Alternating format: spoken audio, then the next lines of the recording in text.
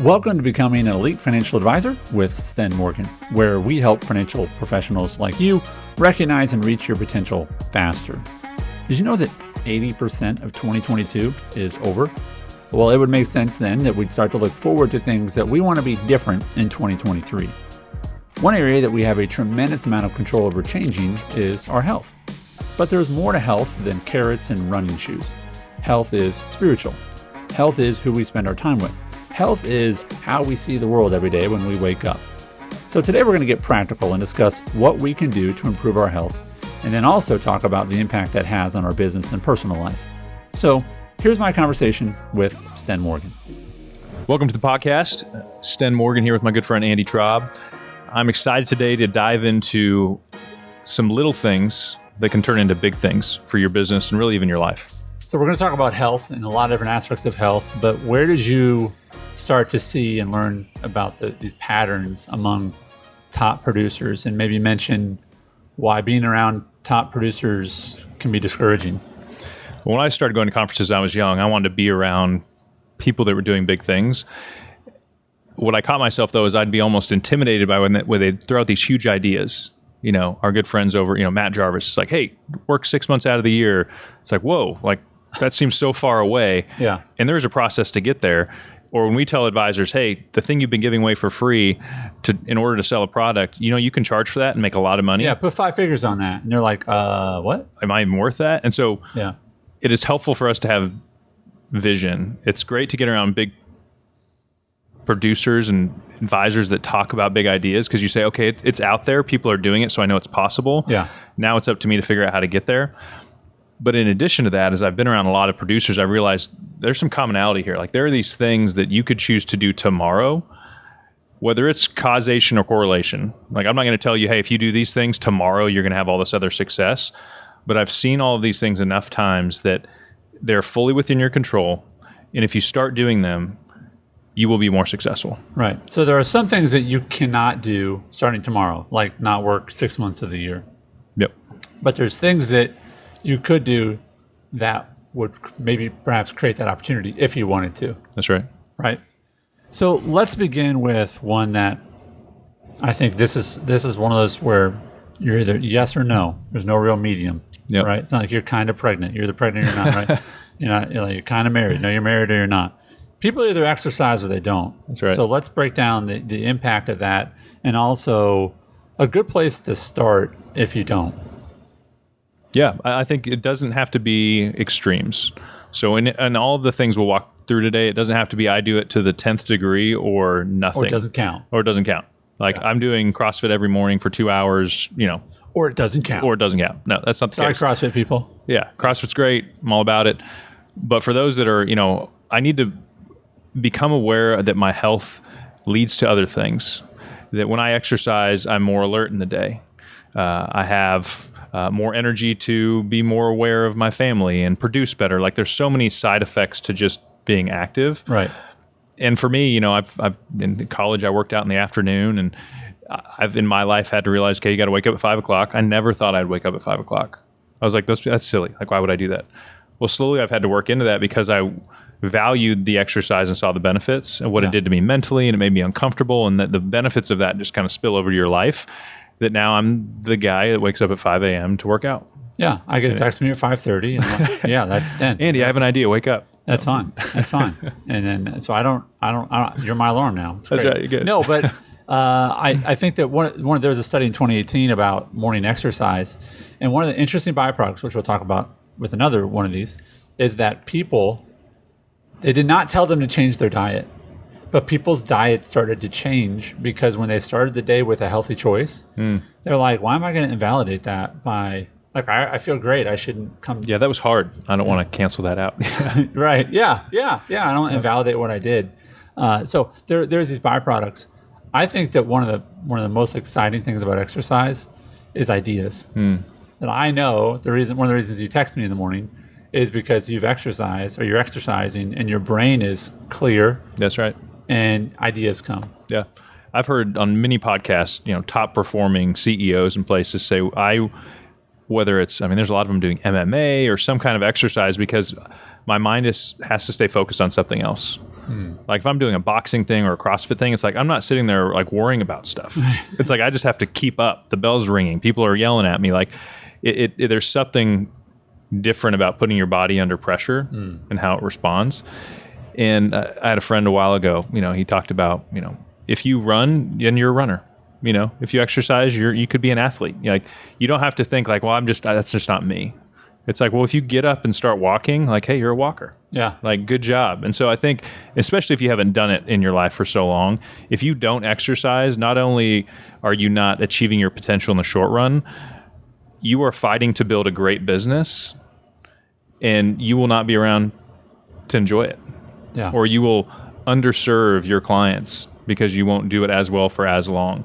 And so this is one of those things that, like, tomorrow you can wake up, and I can't remember what the study was about, like getting to the gym or just starting the thing. Yeah. Like if you get down and do a push-up, like just decide that. Yeah. Like, I'm going to do one push-up, because the odds you're going to do more once you get down right. is a lot higher. Right. So my goal is like to get to the gym. Even if I sit there, walk around and do a couple sit-ups and go home, good job. I had a buddy that was really overweight, and his first goal on the first day was to drive to the gym.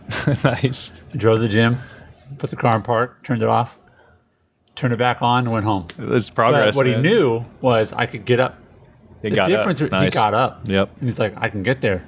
I can get my car there. And he's like, I'm going in tomorrow. Part of it was the shame. He was embarrassed about how he looked. But he's like, all right, well, I can get there. And, and the next day I went in. And I think he worked out for like 5 minutes. And he left. Great. Oh, yeah. And they're like, but guess what? Nobody's like, you can't come back. Yes. Nobody says that. Oh, yeah. Like, you can literally go in for 5 minutes and be like, I'm good. See you guys. And nobody's going to be like, you fraud. Yeah, They're going to be like, dang, he's pretty intense. We'll see you tomorrow. That's right. What does he know that I don't know? Because I'm here for an hour. Yeah. I mean, I love that, because the idea is almost you're conquering a limiting belief at a time. Yeah. Like, I can't get up. Like, that's too early. Oh, well, just do that. And then, I'm not into exercise. I don't know what to do. Well, look up a YouTube video and some basic workout. Like, so I think the takeaway for this, because there's countless data. Like, if you want to, if you do not believe that this is so valuable and you'll never regret it, just go searching. Successful people do this. Yes, successful people and if people that are willing themselves to be successful while fighting against the negative effects of not doing this, like it will catch up with you at some point. The last part that I want to encourage folks who are listening or watching us on YouTube is that there is a deep, profound importance, I think, of doing it in the morning. And here's why. Because I have never, 44 years old, I have never woken up in the morning and said to myself, I want to watch Netflix. Yeah. And here's what this has to do with exercise. Because later in the day, when you're tired and your brain is tired and your body's tired and you're like, I'm going to just veg. That's right. Right? But there's all these sort of tired distractions you can do at the end of the day. That's your leftover energy. So give it, like if you wake up in the morning, there's way less distractions. Bring it, yeah. You're not fighting against family or, like there's advantages to this. Yep. So I want to encourage you with that. What's another one, Sten, that you see people that are really high performers do well? Very practical, sleep. I've met advisors that work way too many hours in a day, work weekends, and maybe in the short run it feels more productive, but you're sabotaging yourself. Effectiveness.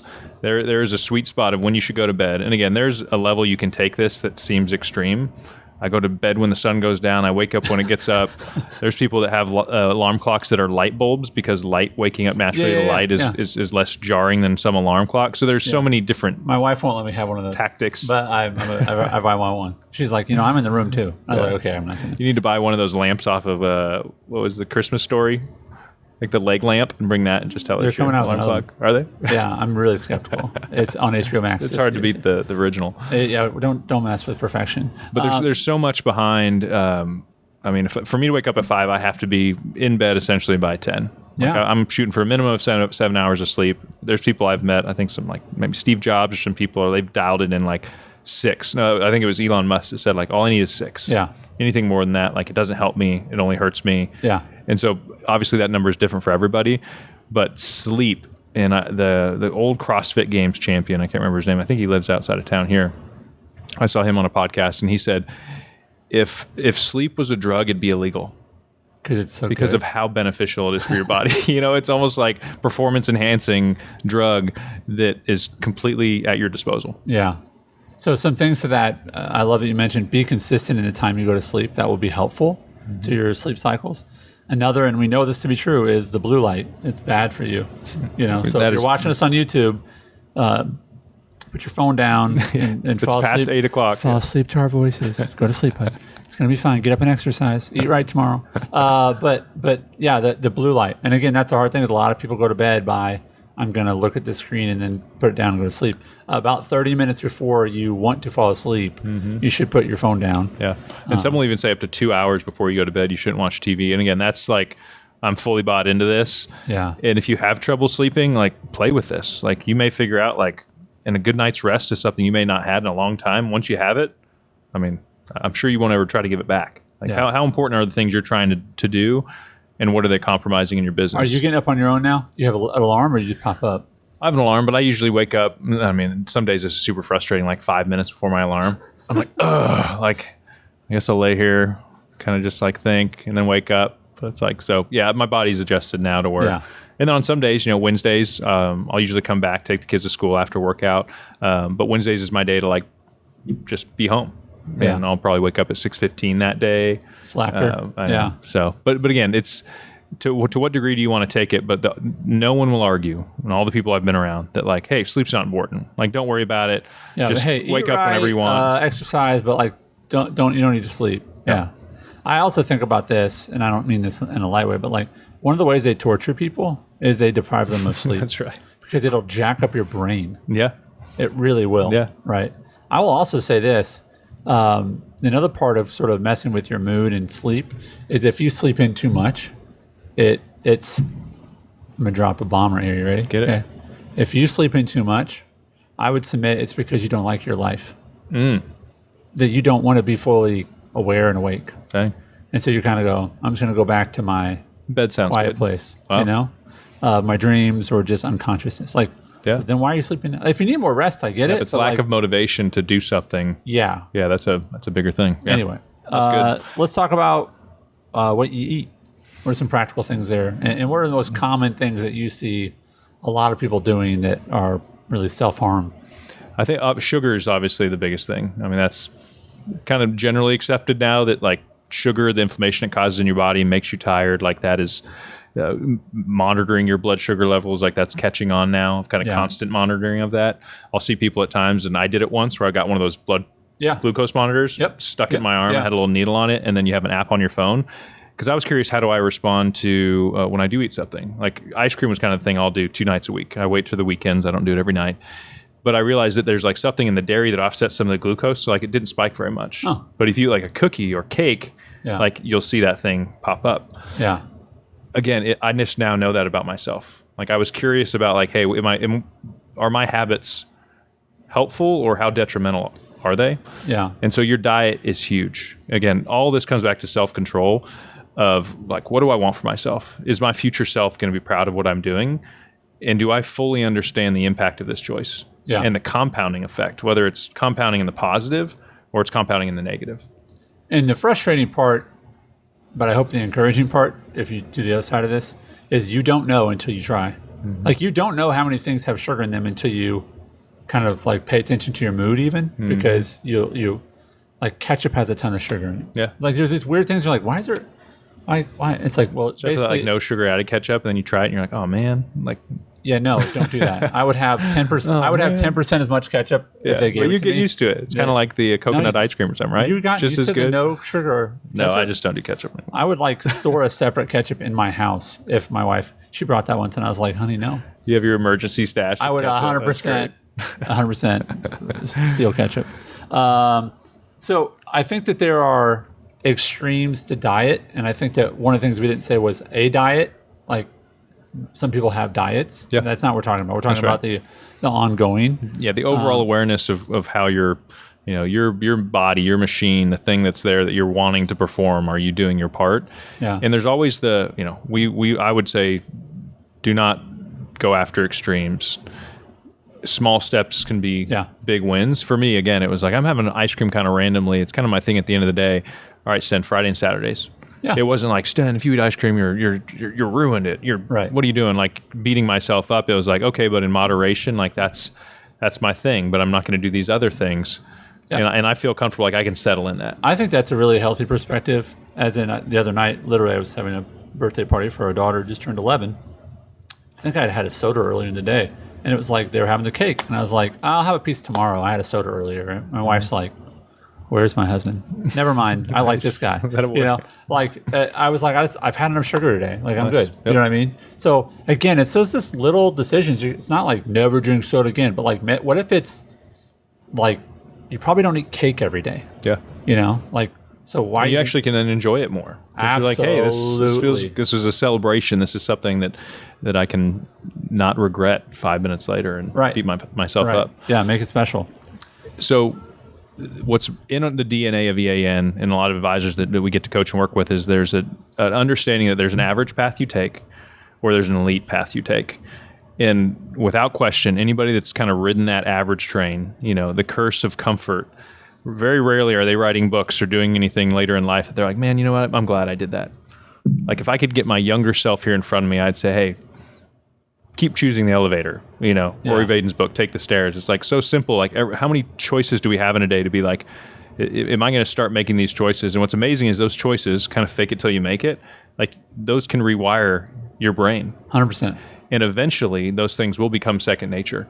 So much of the stuff, like in the 7 Mindsets of Success book that I put out years ago, so much of that stuff was not natural. Like I had to train it. And there was versions of it. It's like stage 1 of perspective for Sten was not wanting to fight somebody when they corrected me. Like, whoa, and then eventually it was like, no, I'm so comfortable now that I'm actually going to start asking people proactively to critique me. You're excited when people say, hey, I have some feedback for you. Bring it on. Awesome. What do you got? Yeah. And so I'd say there's versions of all of these. And my hope is, because these are fully in your control, that if one of these jump out to you, that you say, okay, I'm going to go from version 1 out of 10 on that to 2. And that's a huge win. Yeah. And once you go from 2 to 3, like that stone is rolling, the momentum will work in your favor. Let's switch to something that I think, again, it's almost like sugar that kind of run from high to high, but let's switch a little bit to health. And I think this is where this episode specifically is unique when we talk about health. Let's talk about email. Man, it's a big one. Like how does email fit into our health? It's a sneaky one. The distraction of it, the hit you get when you pick up your phone and look. 100%. I mean, it is something about like, again, we shouldn't all pick up our phone so much anyways, but I bet that email is the primary cause, or text or social media. But I know for me in business, it's email. One, it's getting over myself that like, they need me now, like every problem is immediate. And I heard somebody say the other day that your email is a to-do list created by other people. Your email is a to-do list created by other people. And I was like, I mean, the fact that I'm responding and reacting, and again, I want to serve people. Like sure. I have a servant heart. I think, a lot of advisors are like that. And that's why we can be successful in this business. But if you then start doing harm to your clients and your team members, if you're living in that, you're waiting to be interrupted. It's a reactive thing. Yep. You're reacting to something. I also think that, and this is an interesting thing for you listening or watching, if you say, man, but just people keep emailing me, I would respond, because you keep responding so to fast. them. Yeah, you've trained them. People email me and they expect to respond so quick because you've been responding so quick. That's right. I mean, listen, I know this to be true of you. If I call you and you don't answer, it's because you had something else going on or you didn't want to talk to me right now. Like, that's it. But there's other people, and I don't know, you maybe think of some, but I call and they always answer. And I'm like, kind of like, that's not good, man. Yeah. Like, don't always be so dang available. Yeah, that's true. Yeah, you do train people around you. And then if you don't respond as you have, like, it is a boundary issue. Yeah. And I emailed a buddy of mine the other day, pretty successful guy in real estate. And he must have done this recently, but he said, hey, appreciate your email. I respond to emails on Tuesdays and Thursdays. Yeah, that's I was like, next whoa. level. Like, yeah, that's baller. And hopefully at that point you have a team that you've delegated stuff to and there are people receiving important messages like that. You'll be able to partially get over yourself at some point to realize, like, if I'm not available, like, the world will continue to spin and people will be okay. So for me, that shift required me to create rules in my email to where certain emails just go to folders. Yep. So that when I do get an email to my inbox, like, it most likely requires my attention within some reasonable period of time. Or, hey, I'm going to block this sender, put them to junk, so they're always going to hit there. Because short of that, I mean, I don't know what the number, 100 emails a day that most people get on average. 100 emails. And how many of those are really vitally important that need to be responded to? I mean, friends, look at your inbox. Look at the next 20 messages that come in. And here's the crazy thing: but it's still catching your attention because if it's dinging. But imagine this, and then the way we treat email is which one do you read? The one on top, right? Imagine if you assign the importance of your mail by like you ran in the house. Honey, there's this really important piece of mail. I have to read it first. Why? Because it was on top.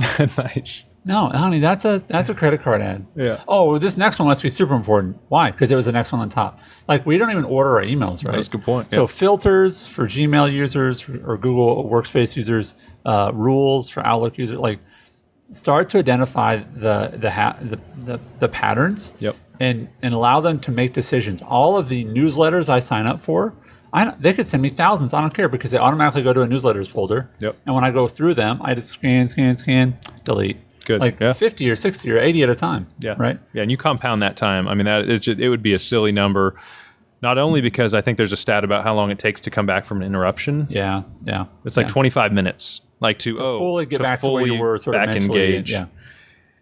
So email is something you can take action on tomorrow. And the commonality between top producers, not only in our business, is that they control their email doesn't control them. Yeah. So if you're feeling even slightly convicted on, hey, there's an improvement I can make there, it could probably take you 5 minutes tomorrow. Yeah. I'll put a link to a YouTube video in the show notes on YouTube, but also on any app you're listening to.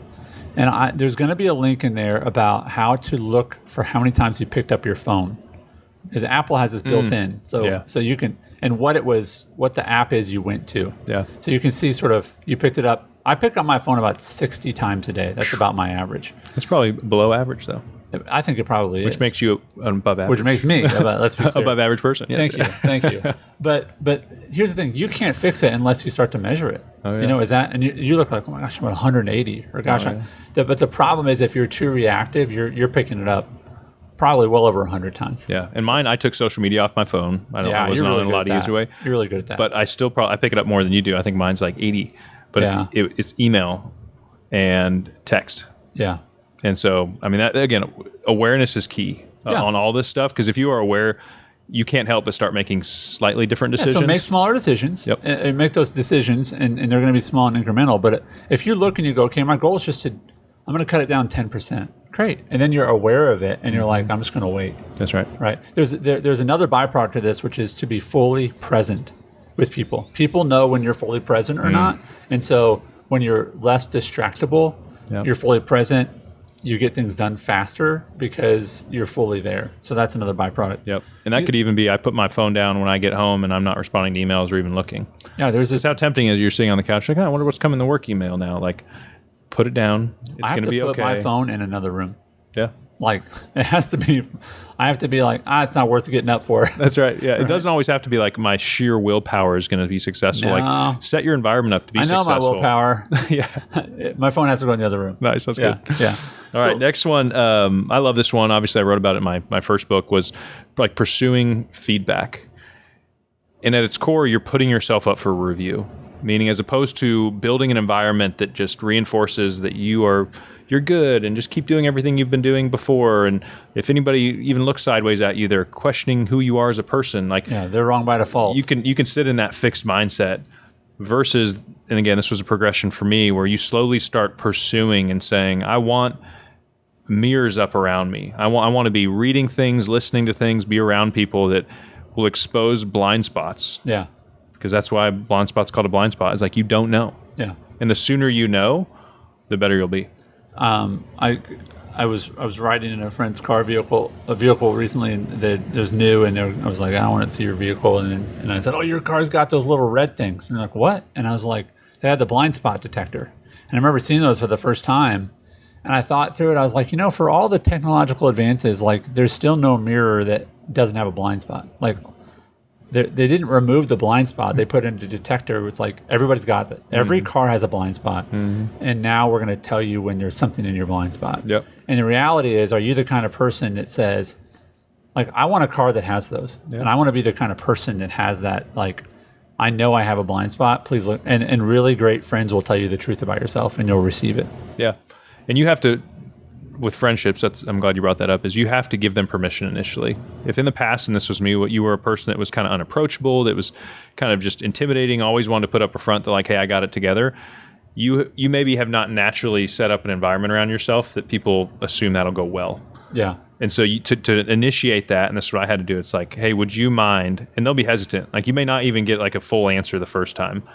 Create the habit with those friendships of, hey, if I give him feedback, he's going to receive that. Or if I tell her about that, she's going to think about it, and I'm probably not going to get punished. So are you saying if you're not sure, you have to say, hey, are you okay with me giving? Are you saying you have to invite it? Tell people, hey, I'd like some feedback on this. Yep. Because sometimes people think, oh, you got all your stuff together, or maybe you feel like the person's a little standoffish.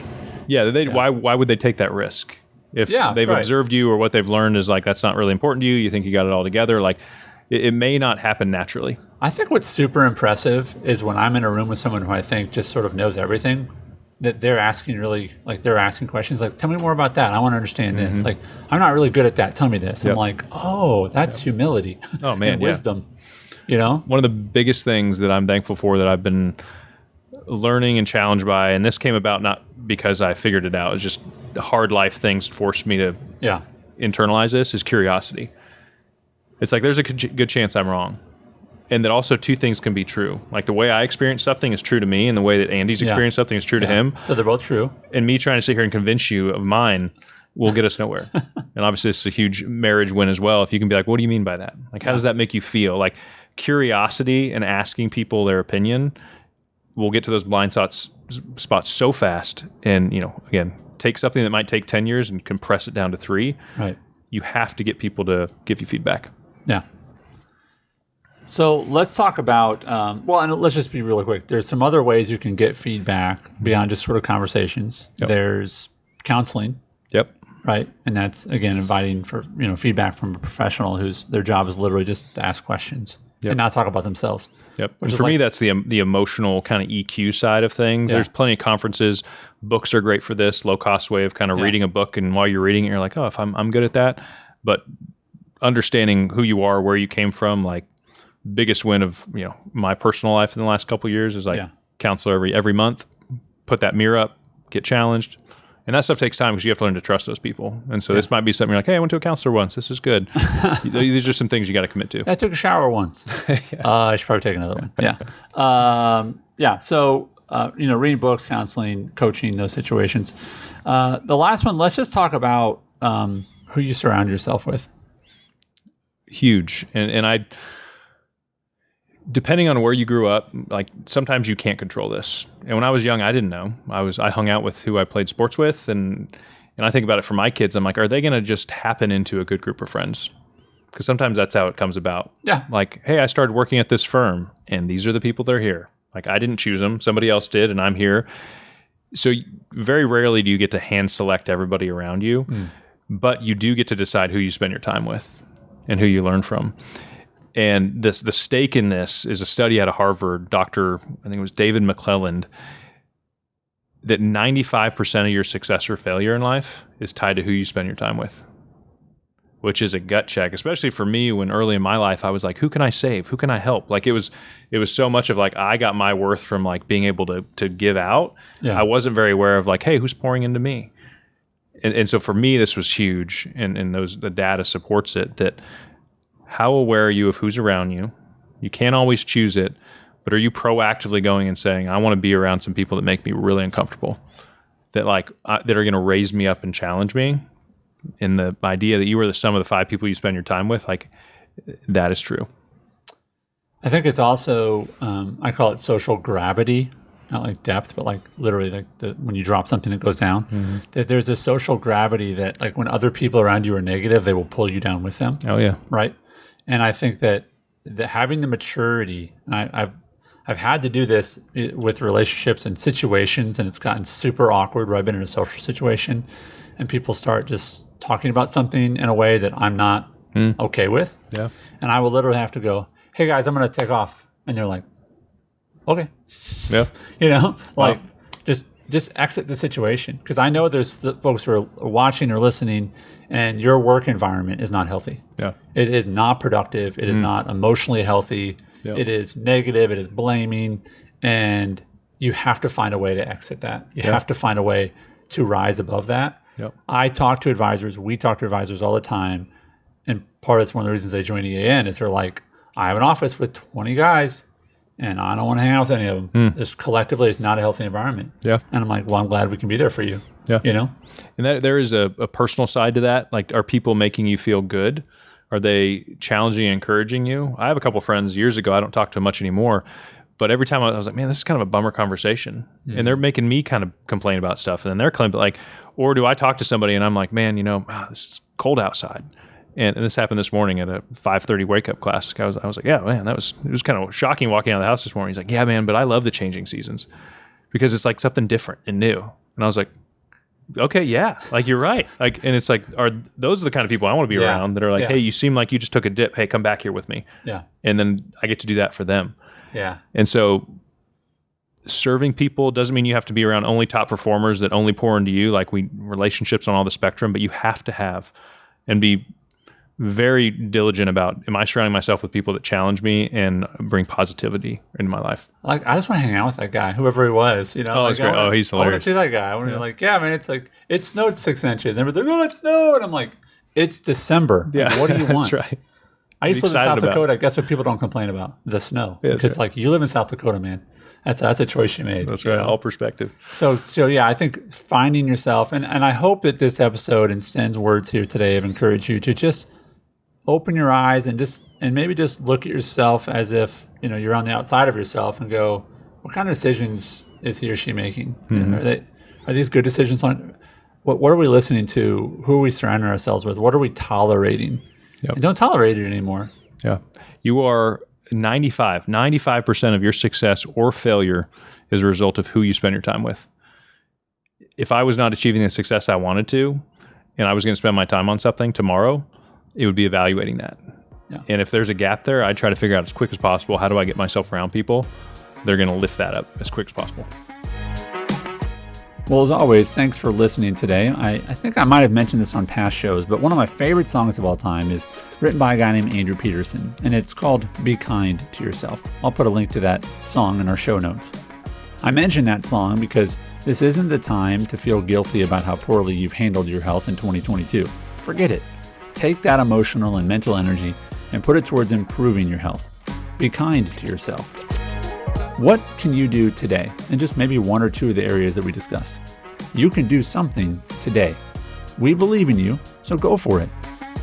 Speaking of going for it, registration for our How to Charge Live event in Nashville in January is open now. So if you'd like to spend 2 days with us at our offices, learning how to charge for your advice or improving your systems when you do charge for your advice, then go to stenmorgan.com/howtolive. If you're listening to this maybe after the event has happened, then go to that URL anyway and sign up to be notified when we're going to have our next How to Charge Live event. That's stenmorgan.com/howtolive. We appreciate you listening to this show. And if you want to become an elite advisor, then go share some great ideas and see what happens. We'll see you next time.